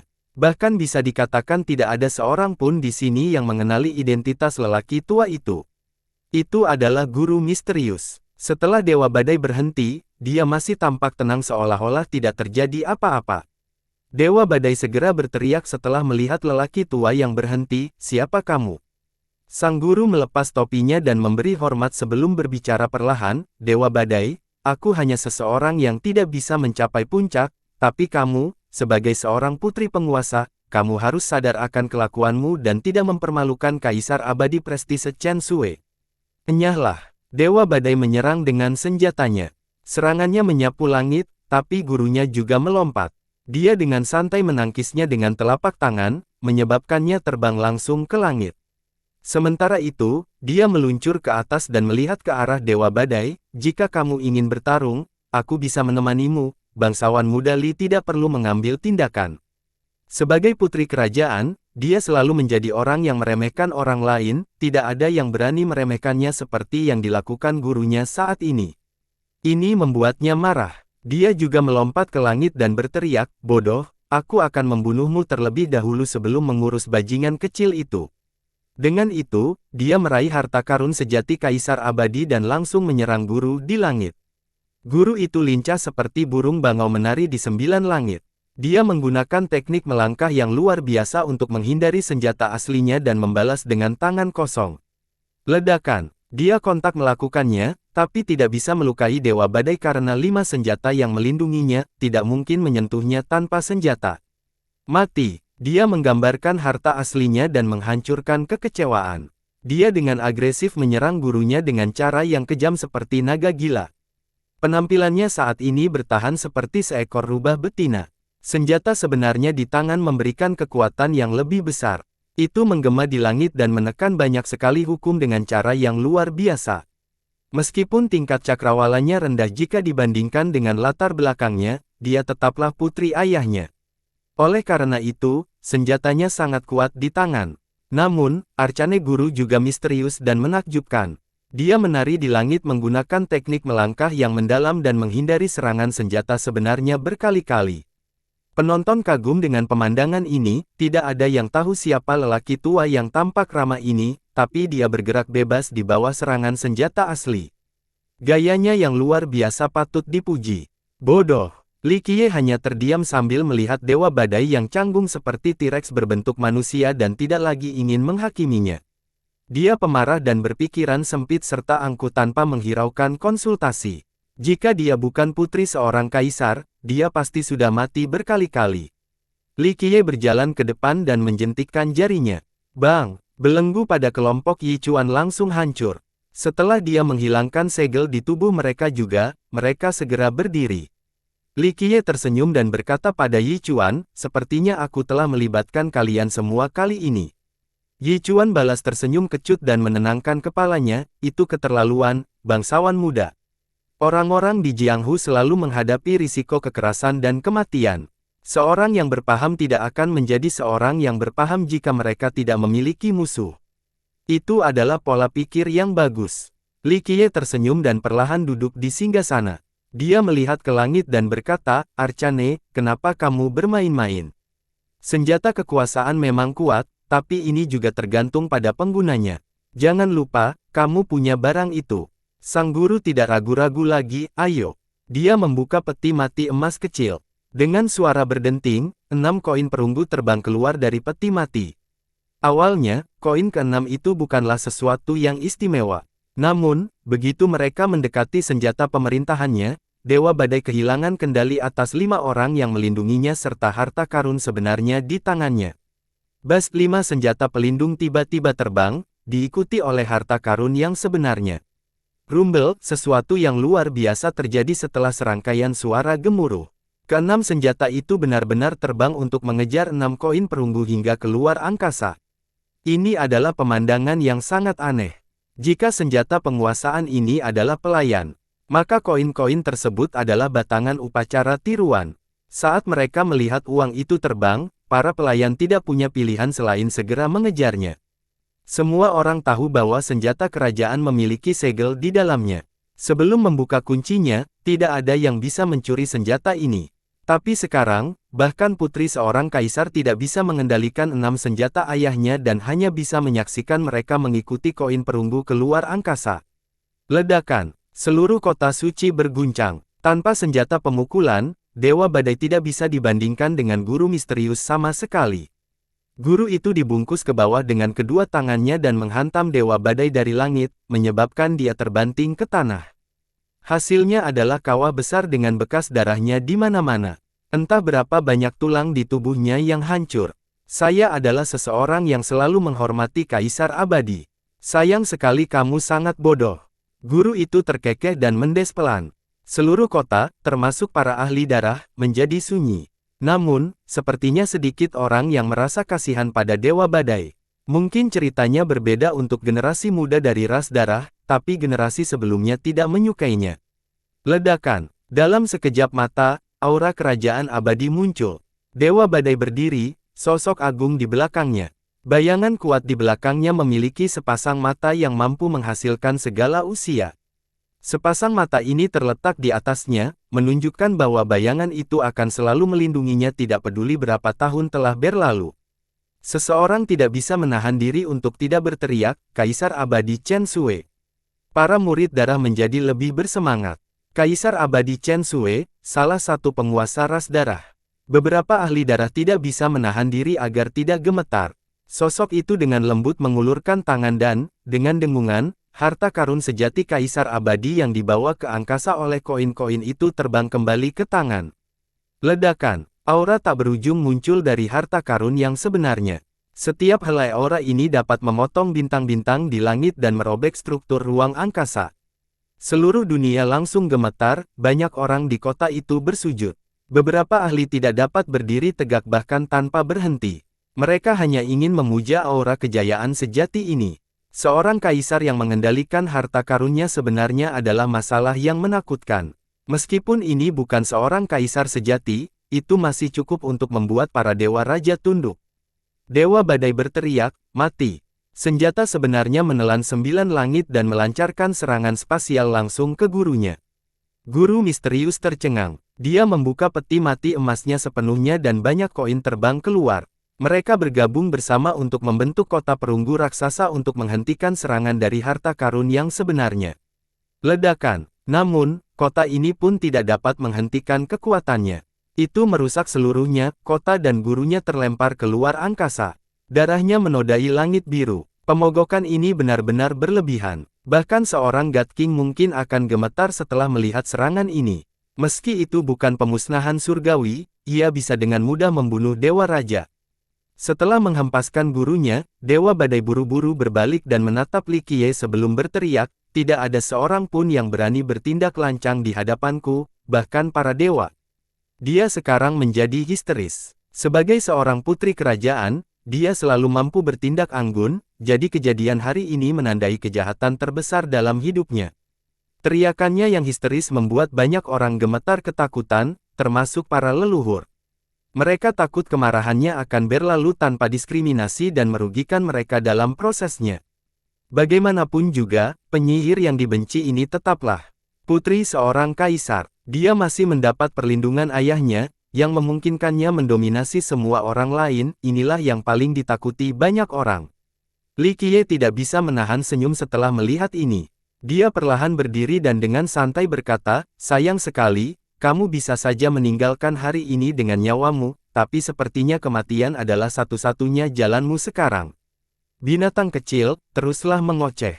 Aku akan menangkapmu hari ini dan menguliti kulitmu, merobek urat dagingmu, dan meminum darahmu. Dia berteriak sambil mengambil langkah pendek menuju Li Qiye. Dia yakin akan kemenangan dan tidak takut bahkan jika God Kings akan datang. Semua orang menahan napas saat ini. Bahkan para ahli manusia yang ingin memihak Li Qiye mengingatnya. Paragon berbudi luhur hanyalah serangga yang menghadapi aura kekuasaan seperti itu. Li Qiye tidak repot-repot melihat ke arah Dewa Badai yang mendekat. Dia melirik sosok agung di belakangnya dan tersenyum, Kaisar Abadi Chen Sui, sayangnya, Anda tidak lagi berada di dunia ini. Kamu hanya sentai sentimen. Jadi bagaimana jika itu hanya sebuah sentimen, itu masih bisa menghancurkanmu seperti semut.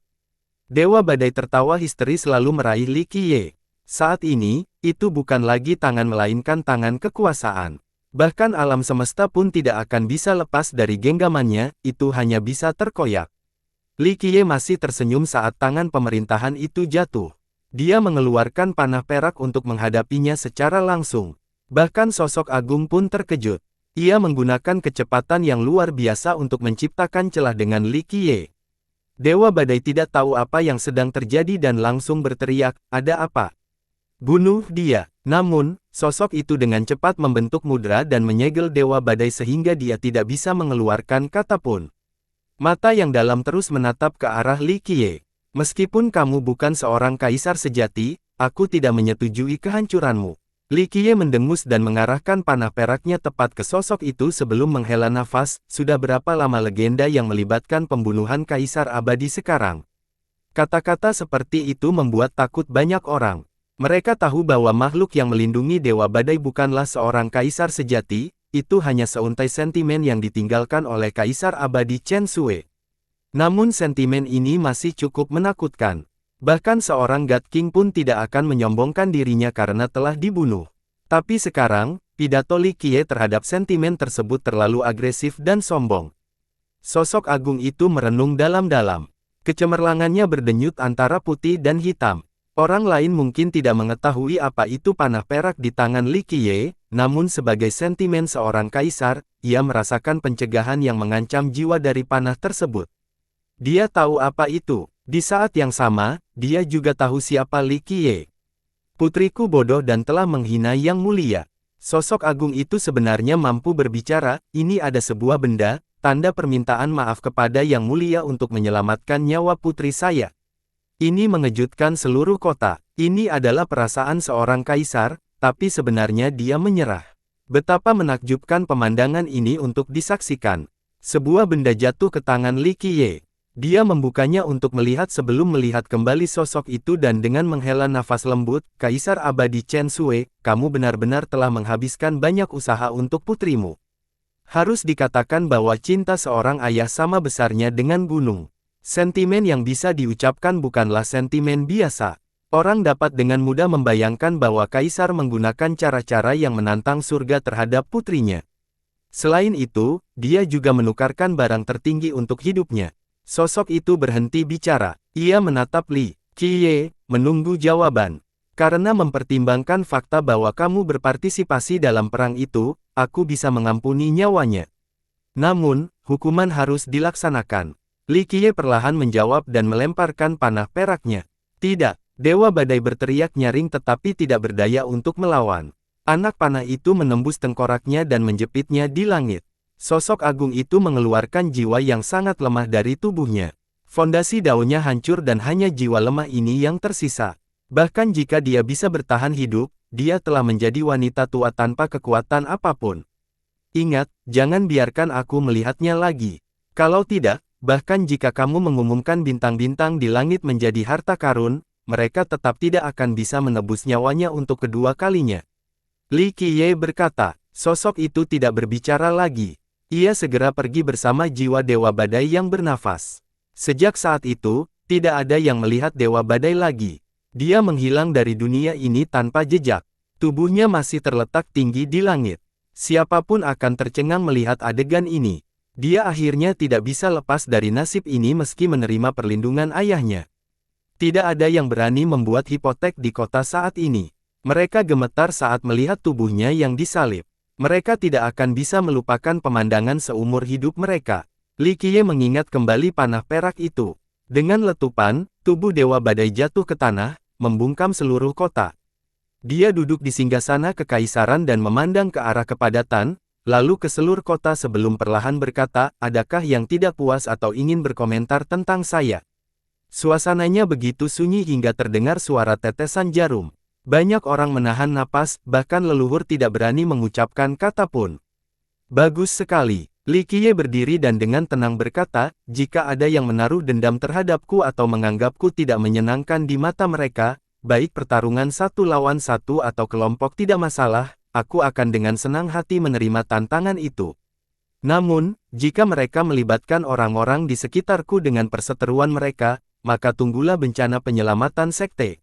Beritahu suku darah iblis bahwa saya adalah orang yang penuh belas kasihan dan akan memberi mereka waktu 1 hari untuk bersiap. Saya pribadi akan pergi setelah 1 hari dan menghancurkan sekte dan tanah leluhur mereka. Inilah hasil dari tindakan orang-orang yang melakukan manuver melawan umatku. Suaranya tidak nyaring, namun semua orang di kota mendengarnya dengan jelas. Di masa lalu, seseorang akan mengejek Li Qiye. Perlombaan darah adalah matahari di siang hari dengan para jenius muncul satu demi satu, terutama di dalam suku darah iblis. Solidaritas mereka tidak ada ikatannya, tidak ada yang berani menentang mereka, apalagi berbicara tentang penghapusan keturunan mereka. Hari ini, Li Qiye berani mengucapkan kata-kata seperti itu, tapi leluhur darah iblis di sini tidak punya nyali untuk membalas. Dia bahkan tidak takut dengan sentimen seorang kaisar, betapa menantangnya dia. Ledakan. Akhirnya, Li Qiye membuka dekrit kekuasaan dan dengan santai melemparkannya ke tanah seperti sampah. Yi Chuan cukup pintar, dia memperhatikan dan segera mengambilnya. Meskipun dekrit kekuasaan ini tidak lagi mempunyai kekuatan apapun, namun tetap merupakan harta yang sangat besar bagi negara kecil seperti Su Huang. Li bangsawan muda, penguasa menara guntur, yang telah terperangkap di dalam menara, dengan cepat membungkuk setelah melihat Li Qiye dan meminta maaf, ini adalah kesalahan malam merah tuaku yang menyebabkan semua ini terjadi, mohon maafkan kami. Li Qiye tetap duduk di singgasana dan menatap sang penguasa menara. Dia dengan lembut menenangkan, sejujurnya, saya sangat kecewa. Seseorang dari wilayahmu bahkan tidak bisa mengeluarkan senjata pemerintahan, ini cukup untuk dicurahkan kepada leluhur. Kata-kata seperti itu membuat Tuan Menara merasa canggung. Dia tidak tahu bagaimana harus merespons dan hanya bisa tersenyum kecut, "Yah. Dewa Badai memiliki kendali penuh atas kerajaan. Tangan kakek tua seperti kami terikat. Putri kerajaan secara alami memiliki kedaulatan penuh atas kerajaan. Bahkan leluhur yang lebih kuat darinya masih tertindas."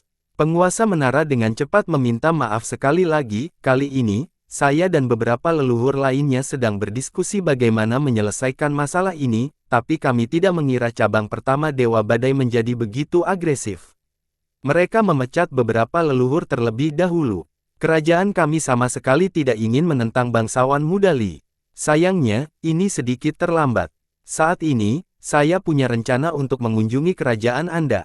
Tanpa membaptis darah, beberapa orang tidak akan pernah memahami kemudahan saya. Li Qiye berkata dengan nada meremehkan. Ini membuat jiwa takut menguasai menara. Dia segera bersujud di tanah, "Bangsawan muda, tolong beri kerajaan saya kesempatan. Saya berjanji bahwa kami pasti akan menghapus cabang pertama Dewa Badai dari tatanan kerajaan. Saya menjaminnya dengan hidup saya. Yuan akan menjadi Crimson Knight Royal Lord dan kami akan berjanji setia padamu." Penguasa menara mengetahui bahwa Li Qiye telah memperoleh warisan dari nenek moyang darah dan pasti akan memerintah ras darah di masa depan. Tanpa komitmen mereka saat ini, masa depan mereka akan sangat suram. "Tolong beri kami kesempatan." Kepala Tuan Menara menyentuh tanah. Bahkan leluhur setingkatnya hanya bisa meminta maaf pada Li Qiye. Li Qiye melirik ke arah penguasa menara dan kemudian ke si Yuan. Saat ini, dia tidak berani menengahi. Dia tahu bahwa keputusannya bukanlah sesuatu yang bisa dia pengaruhi. "Baiklah, aku akan memberi kesempatan pada kerajaanmu." Setelah beberapa saat, dia perlahan berbicara, "Jika kamu masih tidak dapat memperbaiki masalah ini, maka saya akan melakukannya sendiri. Anda harus memahami bahwa kunjungan pribadi saya tidak akan berakhir tanpa darah. Yakinlah, bangsawan muda, kali ini semuanya akan berjalan sesuai keinginanmu." Penguasa menara yang berbaring dengan sungguh-sungguh berjanji, "Setelah Yuan memegang kendali, kerajaan kami akan mematuhi semua perintah Anda." Li Qiye dengan lembut mengangguk lalu memberitahu si Yuan, "Saya telah mengajari Anda segala sesuatu yang harus diajarkan. Jalan yang Anda ambil terserah Anda, apakah Anda bisa menjadi penguasa yang luar biasa atau tidak tergantung pada usaha Anda sendiri. Tak satu pun dari anak didikku yang menjadi lemah, jangan mengecewakanku." Si Yuan tergeletak di tanah dan diam-diam menundukkan kepalanya ke arah Li Qiye. Semua yang dia miliki hari ini diberikan kepadanya oleh Li Qiye. Dia adalah seorang murid yang diasingkan dari kerajaan. Untuk dapat kembali sudah merupakan harapan yang terlalu besar. Dia tidak pernah berpikir bahwa dia akan mampu memerintah suatu negara suatu hari nanti. Pernyataan dan prestasinya menyebar ke seluruh bumi tandus dalam semalam. Manusia yang tak terhitung banyaknya menjadi bersemangat. Manusia muda terlalu pendiam di wilayah ini, tapi akhirnya, keajaiban muncul. Mungkin dia bisa memimpin manusia menuju kejayaan baru. Lin Tiandi kedua, seseorang berkomentar secara emosional setelah mendengar cerita Li Qiye. Tidak, dia bahkan lebih menantang surga daripada Lin Tiandi. Orang lain di dekatnya, mendaki puncak utama saja sudah cukup untuk membuatnya tak tertandingi, tidak peduli betapa hebatnya Lin Tiandi, dia tidak bisa mengumpulkannya. Di daerah terpencil di selatan, seorang pemuda melakukan perjalanan keliling dunia. dengan cara yang transenden dan misterius. Segudang dao mengiringi langkahnya seolah-olah dia adalah penguasa dao. Dia disebut sebagai orang jenius nomor satu di bumi tandus, Lin Tiandi. Luar biasa, prestasi seperti itu, bahkan jenius yang paling menentang zaman pun harus mengejarnya dari belakang. Lin Tiandi terkagum-kagum setelah mendengar berita itu dan menjadi terdiam sesaat. Dia akhirnya sadar kembali dan tersenyum, generasi ini tidak akan membosankan, ini akan menjadi generasi yang brilian. Kalau tidak, hanya dengan Jikong Wudi dan yang lainnya, bagaimana mereka bisa bersaing dengan kakak seniorku? Oleh karena itu, dia melanjutkan sikap riang dan tidak terkendali seperti sebelumnya. Sepertinya tidak ada yang bisa menghalanginya untuk mendapatkan ketenangan pikiran. Gunung Bambu Misterius, salah satu garis keturunan terkuat di bumi tandus, berada pada level yang sama dengan Heavenward. Itu adalah sekte dengan 3 kaisar. Di antara mereka, yang satu adalah iblis, yang lainnya adalah golem, dan yang terakhir dikatakan sebagai iblis atau naga. Banyak suku iblis yang menganggap Bambu Misterius sebagai pemimpin mereka dan mengikuti perintahnya. Namun, setelah Kaisar Abadi Yintian, misterius bambu tetap berdetak rendah hati dan anehnya menjadi tertutup. Ada sebuah paviliun kuno di Bambu Misterius dengan seorang pemuda terbaring di sana. Bahkan posturnya yang santai akan membuat orang lain merasa bahwa surga sedang dilahap. Menggambarkan dia sebagai salah satu surga bukanlah hal yang berlebihan. Pemuda ini seperti baru saja bangun tidur. Pintu terbuka, seorang leluhur datang dan melaporkan berita tentang tanah tandus kepadanya. Panah perak. Pemuda itu segera duduk setelah mendengar ini, 9 langit bergetar karena gerakannya. Kilatan muncul di matanya seperti pancaran 3000 dunia. Kilatan ini sangat menakutkan. Bahkan para God King pun akan ketakutan jika mereka berdiri di hadapannya. Pemuda ini sungguh luar biasa di luar imajinasi. Pemuda itu bertanya lagi, apakah Anda yakin itu adalah panah perak? Dia sulit mempercayai hal ini. Leluhur yang terhormat, saya sepenuhnya yakin, nenek moyang Bambu Misterius ini sangat menghormati pemuda ini. Ekspresi pemuda itu berubah. Dia bingung dalam keadaan saat dia mampir, apakah itu, mungkinkah? Saat pemuda ini tenang, dia dengan cepat menghilang. Dalam sekejap mata, dia melintasi ruang dan waktu. Setiap langkahnya membawanya melewati lokasi yang tak terhitung jumlahnya. Jika seseorang dapat melihat metodenya, mereka akan terkejut. Hanya mengambil beberapa langkah saja sudah memungkinkan dia melintasi seluruh area, ini terlalu menantang surga. Ketika tirai malam tiba, pemuda itu muncul tepat di luar kota suci, tidak ada yang tahu bahwa dia telah tiba. Dia berdiri di langit, tidak bisa dilacak seolah-olah dia menyatu dengan langit dan bumi. Bahkan para God King pun tidak akan mampu mendeteksinya, apalagi para God Monarch. Dia membuka matanya, menampilkan tajam yang mampu mencakup seluruh waktu itu sendiri. Akhirnya jatuh ke menara guntur. Di dalam menara, Li Qiye sedang duduk dan bermeditasi dengan tenang.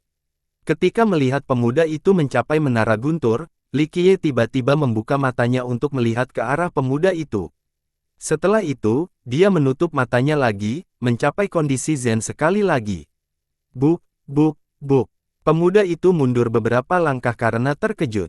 Dia pergi tanpa mengucapkan kata pun dan kembali ke Bambu Misterius dalam sekejap. Sial, bagaimana aku akan hidup sekarang? Pemuda itu menarik rambutnya sendiri dengan sangat sedih. Para leluhur di sini tercengang melihat pemuda seperti ini. Mereka saling memandang dengan bingung, tidak tahu apa yang terjadi. Salah satu dari mereka dengan tenang bertanya, leluhur, apa yang terjadi? Aku ingin bunuh diri, mengerti? Pemuda itu melompat. Wajah tampannya menjadi masam seperti pare, pergi sekarang, ke kota menuruni gunung. Belikan aku 10.000 keping tahu supaya aku bisa bunuh diri dengan membenturkan kepalaku ke benda itu.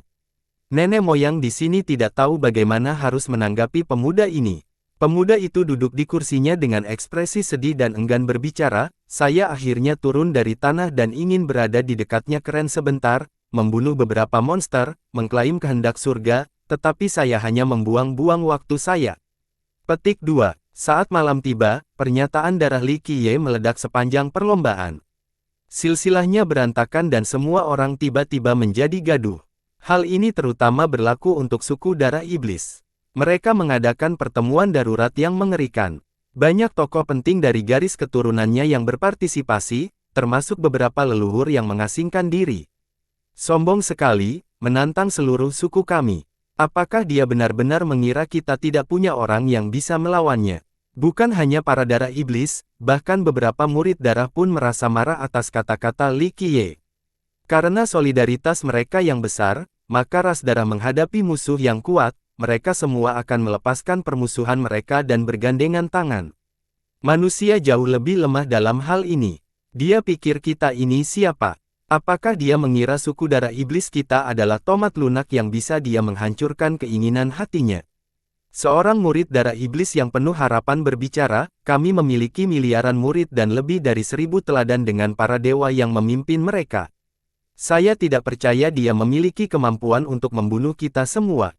Seorang jagoan besar dari suku tersebut dengan dingin berkata, biarkan dia datang, kami akan menghadapinya kapan saja, tidak peduli seberapa kuat musuhnya, suku darah iblis kita akan bertarung sampai akhir.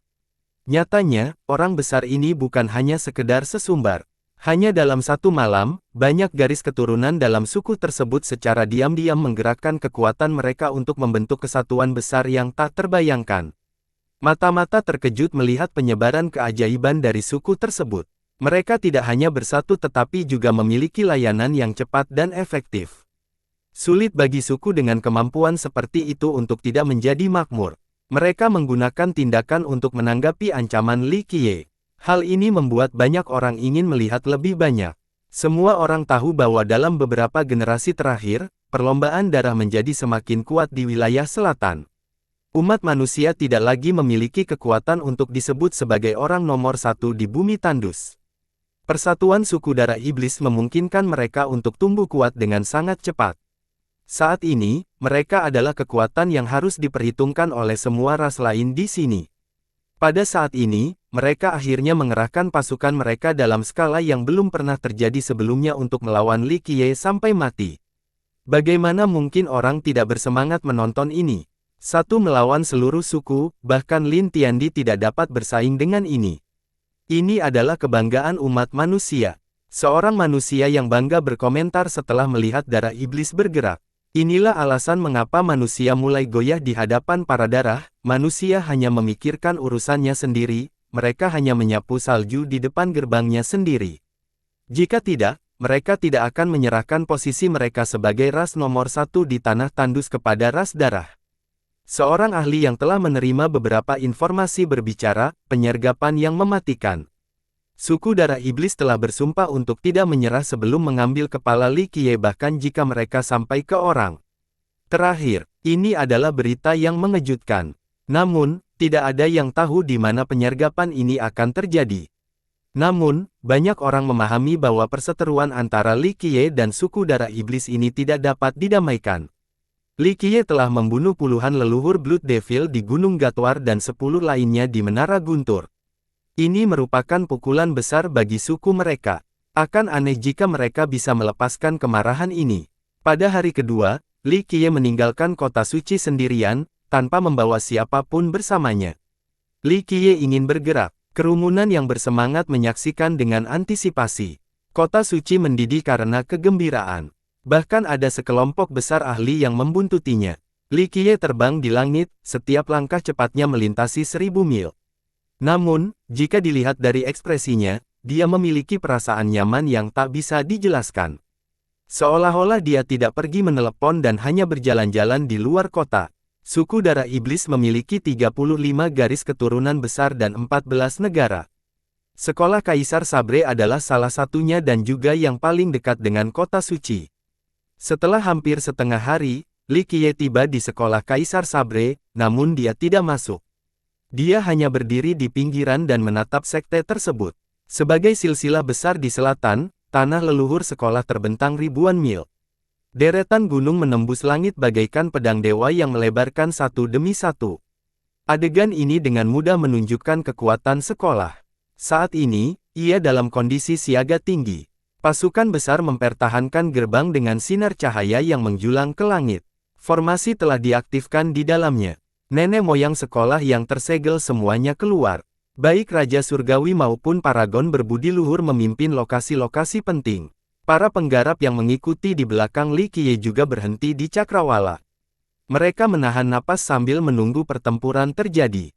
Seorang leluhur dari sekolah berteriak, "Li, datanglah ke sini jika kamu berani. Bahkan jika kamu adalah kaisar abadi, kami akan tetap melawanmu sampai akhir." Para murid di dalam juga berteriak. Nyanyian mereka menggema di pegunungan, menciptakan gaung di seluruh area dengan cara yang mengintimidasi. Ini cukup untuk menunjukkan keinginan mereka untuk berjuang sampai akhir. Pada titik ini, para penonton sedang menunggu untuk melihat tindakan apa yang akan diambil Li Qiye untuk masuk sekolah. Li Qiye hanya tersenyum ketika dia melihat betapa bersatunya sekolah itu. Ledakan, sebuah benda melompat keluar lalu terbang menuju sekolah. Sementara itu, Li Qiye baru saja berbalik dan pergi.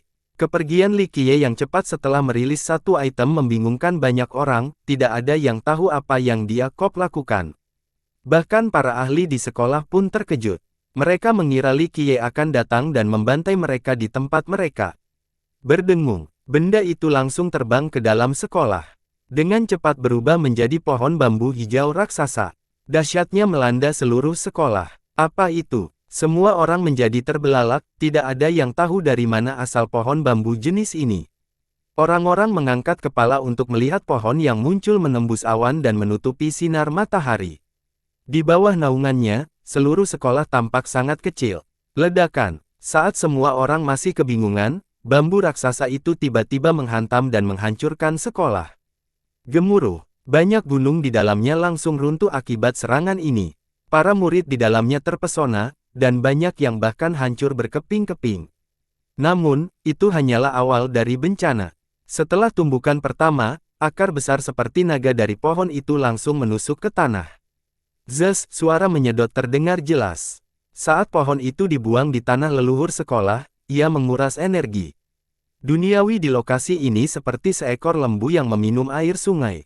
Energi di bawah tanah tersedot seperti banjir melalui bendungan yang rusak. Tanah leluhur yang luas mulai layu karena energi duniawinya dicuri. Dengan letupan yang keras, retakan tiba-tiba muncul di daratan. Tidak bagus, hentikan sekarang. Bukan nenek moyang. Nenek moyang di sekolah sadar kembali, tapi itu sudah terlambat. Seorang leluhur berteriak dan mengambil barisan depan sambil memimpin murid langsungnya untuk menyerang pohon tersebut. Mati, hampir 10.000 murid sekolah dengan panik berjalan menuju pohon itu. Nenek moyang menggunakan seluruh kemampuannya. Energi darah dalam jumlah tak terbatas mengendalikan harta karun yang paling kuat untuk menyerang bambu hijau sejati. Dalam sekejap, cahaya berkilauan muncul di langit. Harta satu demi satu melonjak. Pedang ilahi melindungi pohon itu bersama dengan api yang membakar. Beberapa teknik elemen bertujuan untuk menyegelnya juga. Namun, seiring dengan pohon itu yang terus menyerap energi duniawi, pohon itu menjadi semakin hijau. Itu memancarkan cahaya hijau halus seolah-olah itu membentuk penghalang besar.